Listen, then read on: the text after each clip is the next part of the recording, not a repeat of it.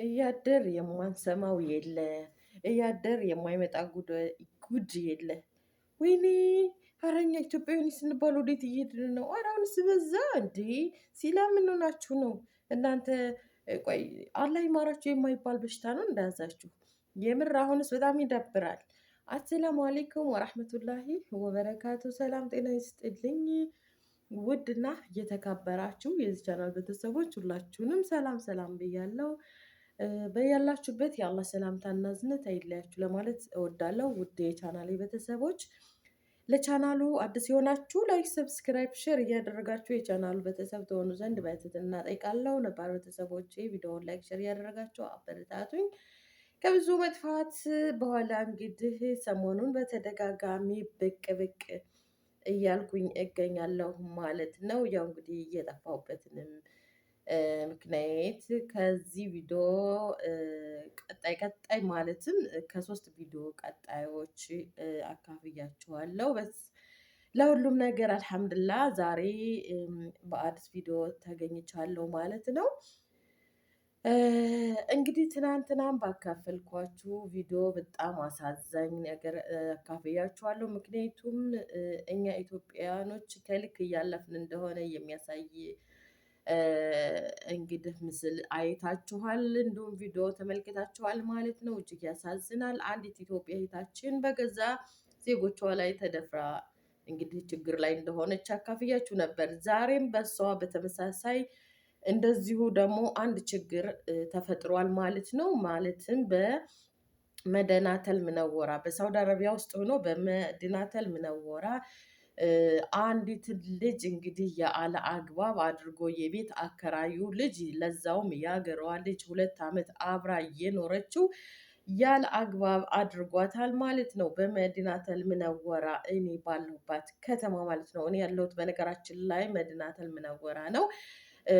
ልጅቱ ያለችበት አካባቢ እንግዲህ ቅርብ ነኝ ማለትም ይቻላል። ቅርብ ነኝ፣ እውነቴን ነው። እና እጅግ በጣም ያሳዝናል። እንግዲህ የተፈጠረው ችግር ምንድን ነው ብላችሁ ብትሉ ይቺ እህታችን ባለትዳር ነች። ባሏ የሚሰራው ገጠር ነው። እንግዲህ እሷ ያው እንግዲህ የዘንድሮ ስራ መጥፋት በሴቶች ላይ ተደጋጋሚ ጥቃት እንዲደርስ እያደረገ ነው ማለት ነው። ስራ ፈቶ መቀመጥ ባይዘዌ አዲስ አይደለም፣ ነሲብ ነው። እንኳን ዘንድሮ በጠፋ ስራና ስራ ቢኖርም ስራ መፍታት ያለ ነው። ግን እስከ ዛሬ ሲኖር ሰው ተከባብሮ ነው። አሁን ግን በዚህ አመት በዚህ ጊዜ የመጣው ምንድን አይነት በላ እንደሆነ አላቅም። ሰው ለሰው የማይታዛዘንበት ሰው በቃ እንደ አውሬ የሆነበት እንዴ! ድሮ ስንኖር እኮ የሀገር ልጅ በቃ ስናገኝ እንዴት ደስ እንደሚለን ታይተን አንጣገብም በመጥፎ ነገር እንዴ! አሁን ግን በቃ ነገሮች ወደየት እያመሩ እንደሆነ እየገባን እያወቅን አይደለም። ተው እባካችሁ። እና ወደ ገደለው ስገባ እንግዲህ እቺ እህታችን የምትኖረው እንዳልኳችሁ በመዲናተል ሙነወራ ነው። ባሏ ማን ነው? ይቅርታ ባሏ ገጠር እንደሆነ እያወራኋችሁ ነው። ግን የቤት አከራይዋ ደብድቦ እንግዲህ በአምቦባም ልጨርስና ልጣላት እስከሚል ድረስ እንግዲህ አደጋ አድርሶባት ይች ልጅ እንግዲህ በደም አብራሪት ወጥታ ወደየት እንደሄደችም አይታወቅም ማለት ነው። ባሏም ከገጠር መጥቶ እባክህ ሚስት እንደዚህ ሆናለች ተብሎ ከገጠር በመጣበት ሰዓት ግን ቶሎ ሊደርስላት አልቻለም። እቤት ሰብሮ ሲገባ ሚስትየዋ የለችም። እሷ በደም አብራሪት ወዴትም እንደሄደች አይታወቅም። ባልየውም ሊያገኛት አልቻለም ማለት ነው።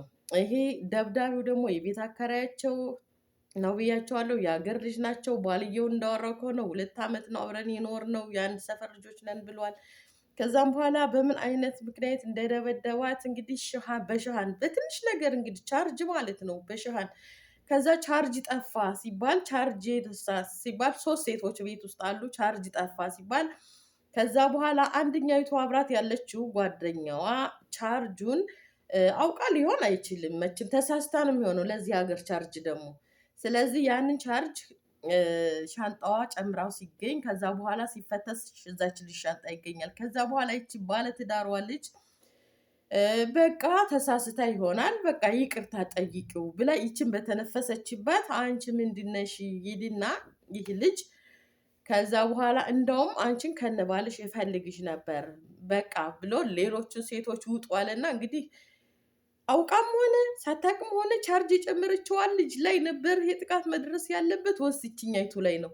ማለት እዛችኛይቱ ላይ ያደስ ማለት አይደለም። እንደው ለምሳሌ በቃ ግን ከዚችኛይቱ ጋር ምን አይነት እንግዲህ ችግር እንዳለ ባናቅም እንግዲህ ወንድና ሴት አንድ ላይ ሲኖር ያው መቼም አለ አይደል እዚህ ሀገር ላይ ሱብሃንአላህ ቤትም ሀገር ቢሆን ባለትዳር ናቸው ስትባሉ የማትፈሩ ሴቶችም ወንዶችም አላችሁ። ቆሻሾች ናቸው እነግራችኋለሁ። በቃ ባለትዳር ነው ስትባይ ምን አባሽንስ አይንሽ እሱ ላይ ይቆለጨለጫል። ባለትዳር ነው ከተባልሽ ወንድም ደግሞ ባለትዳር ከሆነች ባለትዳር ናት ከተባልክ ምን አባክ ብለህ ነው ሰው ሚስት ላይ የምታፈጣው? አፈር አባክ ብለህ አፈር በልተህና እንዴ! ይሄ ሊሆን አይችልም።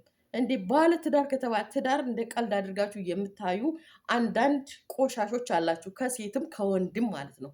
በቃ ባለ ትዳር ከሆነ ያ ወንድ ያንቺ አይደለም፣ ባለ ትዳር ከሆነች ያቺ ሴት ያንተ አይደለችም። ወንድሜ አስረግጬ ስነግር እንደናንተ አይነቶች ቆሻሾች ነው። በቃ ቆሻሾች ናችሁ፣ በትዳር ላይ የምትቀልዱ ማለት ነው።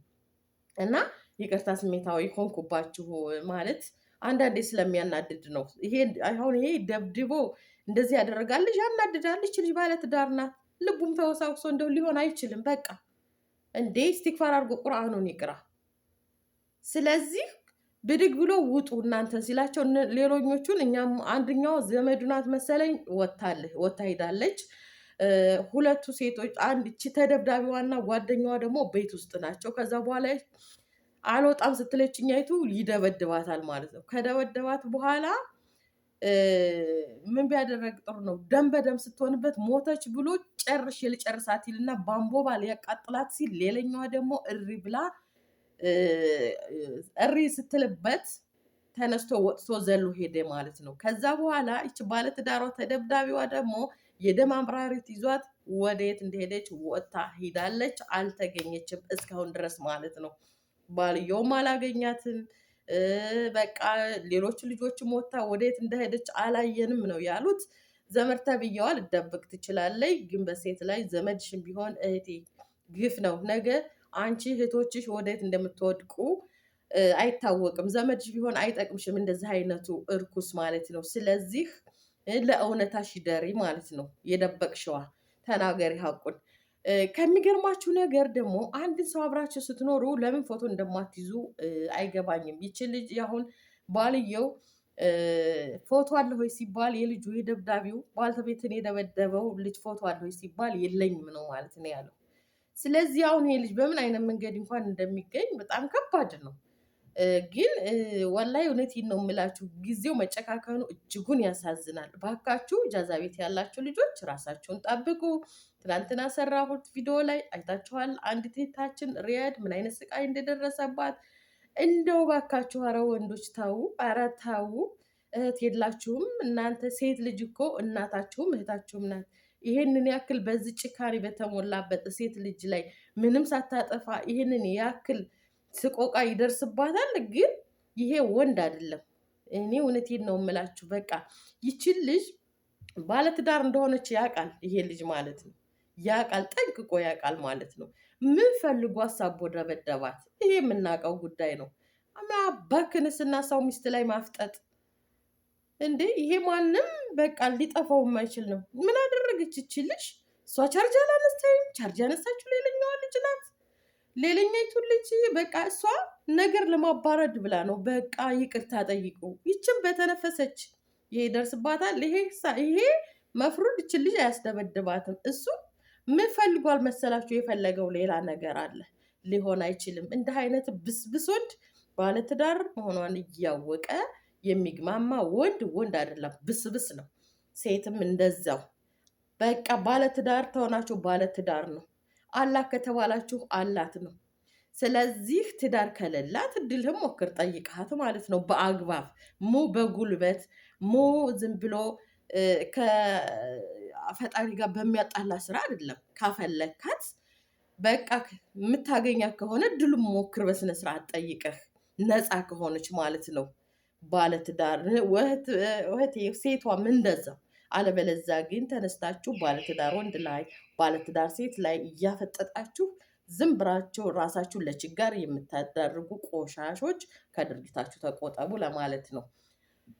እና የምር በጣም ያሳዝናል። ስሜታዊ ሆንኩባችሁ ውድ ቤተሰቦቼ። አሁን የዚች ልጅ አድራሻ እስካሁን አልተገኘም። እንግዲህ ደግሞ ያለውን ነገር ተከታትለን ወደ እናንተ ለቤተሰቦቻችን የምናሳውቅ ይሆናል። ከጨካኞቹ አላሁ ተዓላ ይጠብቃችሁ ይጠብቀን ለማለት እወዳለሁ። አሰላሙ አለይኩም ወራህመቱላሂ ወበረካቱ።